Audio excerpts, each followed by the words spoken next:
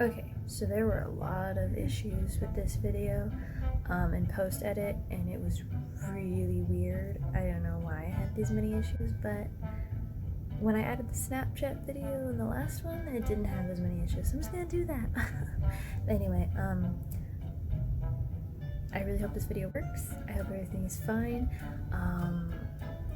Hopefully you kind of get a better understanding of World War I and the Russian Revolution kind of happening simultaneously and because of the issues. So, alright, bye.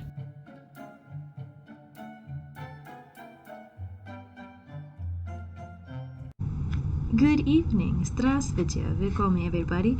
So, how are we doing today? Doing good? Good. So, today we're going to talk about the Russian Revolution. Now, all my work that you find for me will be on Canvas, and I will have all of the necessary note pages up there, and you can fill it in. Sorry, my Vicks Vapor Rub. Got to protect against, coronavirus. Okay. So, the Russian Revolution was technically started with the assassination of the Romanov family. There was a lot of breaking points that kind of led up to it. Now, this right here is the animated cartoon character of Anastasia. She was, I think, the youngest daughter of the Romanov family. There was a legend and there was kind of a rumor for a long time that she survived the assassination, which historians and archaeologists later proved that, unfortunately, she did not. But anyway, that is a really good cartoon movie. I recommend that you Netflix it. It's really awesome. I think it's on Netflix now. So anyway, okay, so this is the Russian royal family. This is a legitimate photograph. This right here is Anastasia. She is the real-life version of this right there. Yep. Okay. The mother, and this is the father, Tsar Nikolai, and these are the other daughters, Tatiana, Olga, another one, and then this is the son, Alexei. Her name was Alexandria. I don't know this one's name. Anyway, okay. So kind of like a little brief story. The Romanov family was in power over Russia before the revolution, and of course, people were getting tired of the idea of like the bourgeoisie, the idea of kind of no representation, the whole monarchy thing. So tensions were kind of tight at this point. And now Rasputin, who is the villain in this animated movie, he was also the villain of actual life. He was the confidant of the Tsar Nicholas. However, he actually betrayed him to the communist revolutionaries, and then the entire Romanov family, like the Tsar, his wife, all his children, they were all assassinated.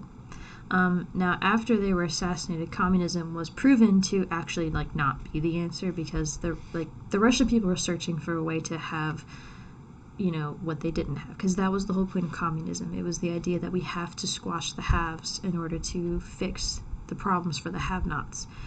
And the promises made by the communist revolutionaries in power were not kept, and the Russian people were disillusioned. So their hope was that the youngest daughter, Anastasia, survived, and that she would then take over the throne once again. And she would be the Grand Duchess, Anastasia. Now, actually, they did find a living relative, and she was in France. So, in Paris. Now, this is a real picture, once again, of Anastasia. And then this is the whole family with Rasputin. Like I said, he was the confidant. He was kind of like he was considered a very unholy man, though, after he kind of went off the deep end. And it was said that it took about 7 tries to execute him.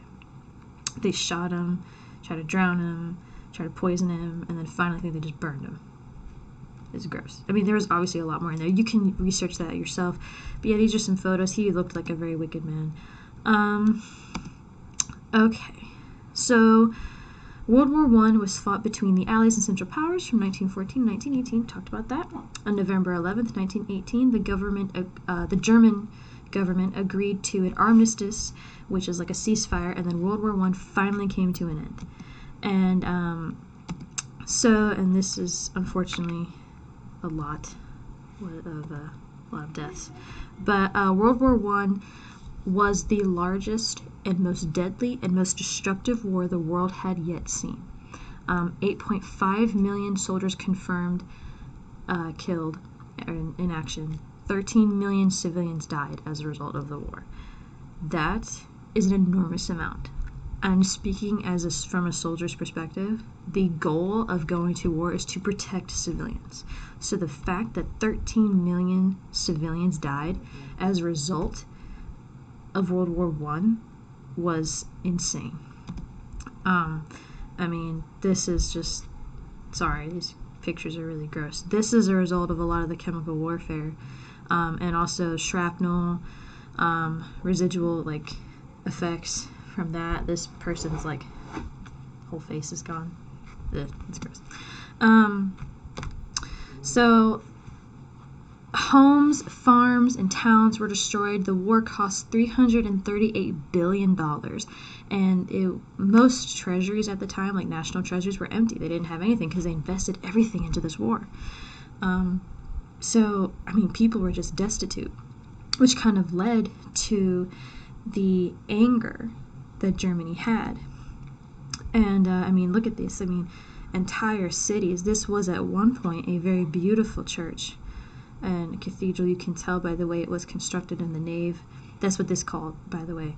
This is called the nave. So it'd be like if you walked in the front door, right over here, and then you would come down through the sanctuary in the nave, which is like the long hallway, if you will, and then this would be like the main part of the chapel. It's all gone, all destroyed. In 1919, representatives from 32 nations attended the Paris Peace Conference to write a treaty to end the war, and the conference was led by the Big Four. You had Britain, France, Italy, and the United States. So representing the United States was President Woodrow Wilson. For Italy, it was Prime Minister Vittorio Orlando. For France, it was French Premier George, can't see his name. Oh, no, that's his name. I'm sorry, Premier George. And then British Prime Minister David Lloyd George. So neither Germany nor any of the Central Powers at the time could attend. Now, we talked about how Italy was technically part of the Central Powers, but then once Germany and Austria and the Ottoman Empire started declaring war on people like Russia and France, Italy was like, I'm out. So they weren't part of that. Thankfully, they were part of the Allies. So the Central Powers were not allowed to attend, and Russia could not attend because they quit World War I. So even though Russia was part of the Allies, Russia backed out of the war. They were destitute, they were starving, they couldn't financially or with their people, they didn't have enough people anymore, they were just all dying. They were on the brink of just total collapse. So Russia quit the war. So yeah, they weren't allowed to go. George Clemenceau, that's his name. There we go. Anyway, so creating a treaty would not be easy because the major powers obviously had different agendas. Britain and France wanted to weaken Germany so it could never go to war again. Britain and France wanted Germany to accept full blame, pay reparations, and lose all overseas colonies. That was pretty rough. And Woodrow Wilson, our president at the time, disagreed that these harsh punishments were necessary for Germany. And Wilson presented his own peace proposal known as the 14 Points. So we have the first five, and essentially what they're saying is that Wilson hoped to eliminate the causes of World War I and called for an end to secret treaties, which was the idea of secret alliances, and he wanted freedom of the seas, which is why we joined in the first place, because the German U-boats were sinking us just for trading. He wanted to eliminate imperial colonies, and he also wanted to reduce national military, so that was the idea of militarism. And then 6 through 13, Wilson suggested I'm condensing what they are, so instead of reading 1 through 14, I'm just condensing what they all mean. Wilson suggested changing national boundaries, creating new nations, and allowing self-determination so that the people of each nation could decide their own form of government. And then the last one is point 14 was Wilson wanted a League of Nations, which is like the baby form, like this is the entry idea for the United Nations. So this would all give nations an opportunity to work out their grievances without resorting to war, right? That's kind of what the UN is supposed to do right now. although if you ask me, they're kind of useless. Okay, Wilson hoped that a League of Nations could peacefully negotiate solutions to future conflicts. Britain and France disagreed with so many of the 14 points, so Woodrow Wilson, had to compromise. And these compromises, I can't do this, led to an agreement known as the Treaty of Versailles. Now, Versailles is in France. It's like 12 miles outside of Paris, the capital. And this is where, when we talked about the French Revolution, right, Marie Antoinette and Louis XVI, this is where they lived before they were dragged out and beheaded. So the major provisions of the Versailles Treaty included a League of Nations that would serve as an international organization to keep peace among the nations, and the League Covenant included an agreement that all member nations could work together to stop future acts of aggression.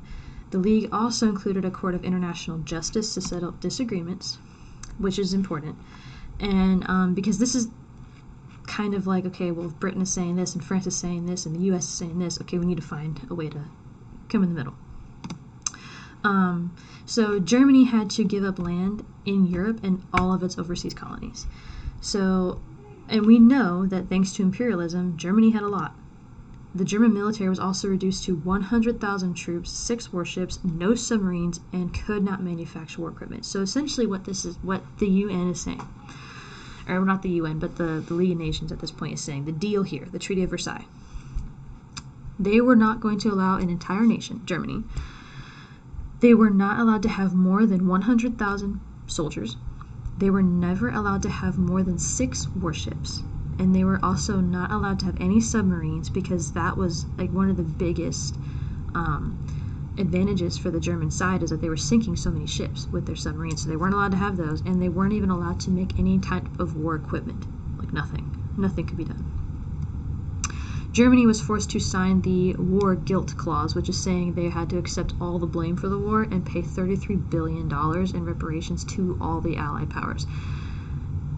And, I mean, if you remember from my last video, the one that was just previous to this, the Allied powers were massive. They had a lot of territory. But you could say that there was a lot of people all over the world affected by this, so they were like, yeah, Germany, pay up.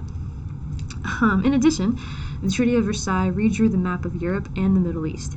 So Europe and the Middle East, this is before the war, okay? Right here, this side. You can't see my fingers. This is before the war, okay? And then this is after the war, as you can see. So you see how Germany, Austria-Hungary, that like became a totally different thing. Then we had Finland, Estonia, Latvia, Lithuania, Prussia, Poland, Czechoslovakia. Look at how small Austria and Hungary then became. And they also became separate now. Then we had Romania, Yugoslavia, right? These are new additions. And then over here, Syria, Iraq, and then Transjordan, which is Jordan, Lebanon, and Palestine were all given like territory. So as you can see, this was part of the Ottoman Empire, and now it became Turkey, and then instead of just Arabia, they were separate countries. So Central Europe was redrawn to reduce the power of the Austro-Hungarian Empire, and then land was taken from Germany to create Poland, and the German-French border was demilitarized to avoid future invasions. So remember how I told you the standing army militarism? They weren't allowed to do that on any border between Germany and France, because that was like one of the first nations that Germany declared war against. So yay! New nations were created from territories that Russia gave up when it left the war early. So essentially Russia, as you can see, the size shrank dramatically, and they realized that they could not defend. They were kind of like falling back. So like they had the Eastern Front, and they kept getting pushed back and pushed back and pushed back, and then they were like, okay, we can't fight anymore, we're done. So then all these territories they were now independent because they had to take care of themselves. And Russia was like, here, less people for us to tax and pay for, let them do their own thing. They're so far out. So the Ottoman Empire was also divided, and Britain and France gained mandates in the Middle East. The mandates gave Britain and France control over oil resources all over the Middle East. So we are also involved in this now. Kuwait is a big one that we get a lot of oil from. Bahrain. I actually have friends in the military that have been deployed over here. My unit was actually deployed last year in Kuwait. Yeah. Kuwait's currently, this is where I was, guys, right here. Do you see this? sorry, I got sidetracked. This country right here, that is where I was digging and lived this summer. Okay, look at how close I was to all these crazy countries, and they're not crazy, but they have a lot of stuff going on right now. Countries now. Turkey, this country right here, actually owns the northern half of Cyprus. But I could actually go to the mountains of Cyprus and see Turkey, and I was like 30 miles from there. I could see Syria, and then right there's the Holy Land. Right there. So yeah, crazy. So on June 28th, 1919, Germany and the major Allied powers signed the Treaty of Versailles, and World War I officially came to an end. Now, one thing I want you to envision this. They signed this in like a train bunker type thing, and Germany was there. All the world powers, they were in there, and they were all signing it. After they signed it and the war was over, this train bunker room trailer looking thing was then put in a museum. In World War II, I'll go way more in depth, but I'm just going to tell you now, just in case I forget. In World War II, when Hitler forced France to surrender, he had that bunker thing. It looks like an RV trailer. He had it brought out of the museum and put exactly on the same spot of which it was signed initially for the Treaty of Versailles. And then because the whole point that he was trying to drive home was humiliation. This whole point for Germany, this was a big win for them, because right now, World War I, when they signed that treaty, it was humiliation galore. But then when he made France do it, he was in the exact same spot, in the exact same bunker, the exact same setup, everything. He brought it out, and he made another country, and then made his look better and more dominant. So, side note to kind of keep in your brain, but that was his mentality. And we'll talk about him and obviously during World War II. But most nations celebrated the official end of World War I, but Germans protested the harsh terms and resented their government for signing the treaty. And they actually were down with the brutal peace, and they weren't, because it's peace, but at what costs, right? The Germans are horrifically hated. Oh, you can't see this. I can fix that. Fix that right now. Okay, take this off to the side. Okay, so in the United States, I'll just talk to you while I do this. Oh, God. In the United States, reactions to the Treaty of Versailles were kind of mixed. They were like, this is good, but we could also, see problems arising from this. And many senators actually at the time feared that signing the treaty and joining the League would actually force America to become involved in future world wars. So let's see, here we go. So essentially what that's saying is, according to the U.S. Constitution, only the Senate can approve treaties. So our Senate was actually not super involved with this. It was kind of a hurried, we need to end this war, we're done. We cannot. We're losing 8.5 million soldiers. We lost 13 million civilians. I mean, this was a drastic loss. So we can't do this again. So many senators, like I said, they were afraid. And so that's kind of what this political cartoon is showing. We have USA, we have Uncle Sam right here. He's kind of tied. And it says League of the Nations, and so you have England, you have people represented in Europe, and then you have the foreign nations. So I mean, all these people, it's they had his hands literally tied behind his back, and that's showing that we were going to be dragged into future wars. And as a result, the USA actually never signed the treaty or joined the League of Nations. These all of the countries in black are the ones that joined the League of Nations. Yay! Now, World War I was the largest war that the world had ever seen, and it changed the way the future wars were actually fought. Now, nations were using total war tactics, committing to the winning. They rationed all their stuff. They used a lot of propaganda. All these new weapons were increased. But that also meant that because of these new weapons being created, more death was happening, because it wasn't just a pistol, it wasn't just a gun, it wasn't just a sword anymore. It was tanks, it was flamethrowers, it was chemical warfare. It was a lot. The war also changed expectations for women and led to the voting rights for women in many nations. That is like the one positive thing that came out of this, because when the men were all drafted, we had the women taking up jobs all over the place, which is great, except for all this other stuff. 22 million soldiers and civilians were died. I already told you that, and then an entire generation of Europeans were killed. I really want to hear that. I want this to be driven home, and I'm so sad that I can't be in the classroom to do this. But an entire generation of Europeans were wiped out. Many places in Europe have been destroyed beyond repair. I've been to lots of places that, obviously I've been to England loads of times, and I've lived in places that were just completely destroyed and devastated by World War I. And there's still a lot of memorials, there's still a lot of places that, instead of rebuilding, some of them were just converted into memorials. We'll see this a lot after World War II as well. The war devastated the economies of European nations who had little money to rebuild and then few jobs to actually offer citizens. So, I mean, this ruined the economy of so many nations, and then they didn't have enough money to rebuild because they invested all of it into trying to survive the war. So again, the terms of the treaty were bittersweet because it was good for other nations that were not Germany. And then the Treaty of Versailles itself was said to be a peace built on quicksand. So yeah, it was peace for a time, right? And not even for a very long time. It ended technically in 1919, but Hitler became Chancellor of Germany and formed the Nazi propaganda party in the 20s. I mean, it was just like 3 to 5 years. And his reign, his supremacy already started. And, fun fact, in case you didn't know, Adolf Hitler was a soldier who fought in World War I. And he actually was injured, and then a British soldier had him at gunpoint. He was going to shoot him, but then he said, "I've seen too much death today," and then walked away.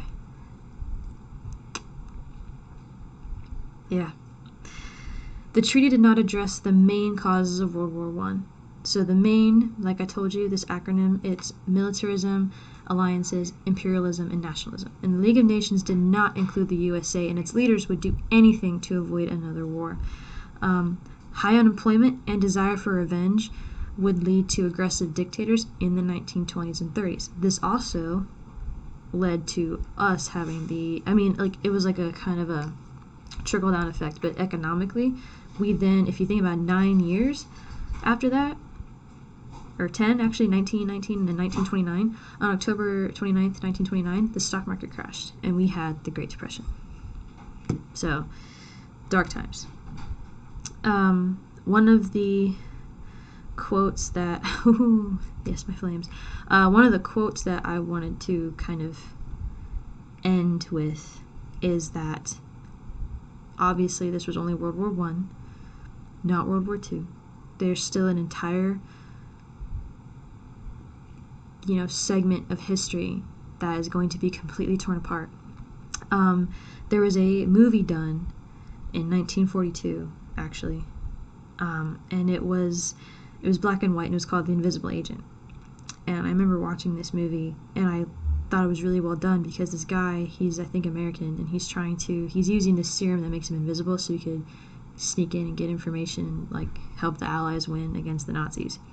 And at the end of the movie, when they get word of D-Day, and when he corners them in the prison cell, he's talking to a Nazi, and he goes, "You Nazis, I pity the devil when you boys start arriving in bunches."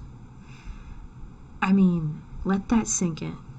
This man literally says, "I take pity on the devil when all you Nazis start arriving by bunches." I mean, it's insane. It was powerful, and it was truly, truly insane. But that's just it. I mean, once we cover World War II, you'll see. because I don't think we talk about the fact that the Holocaust and the war are two separate events happening simultaneously. But we'll talk about all of that. So anyway, thank you for watching. I can't wait to see you again. 10 days, I think, of online content, and then we come back. So I miss you all. I'll see you soon. Bye-bye.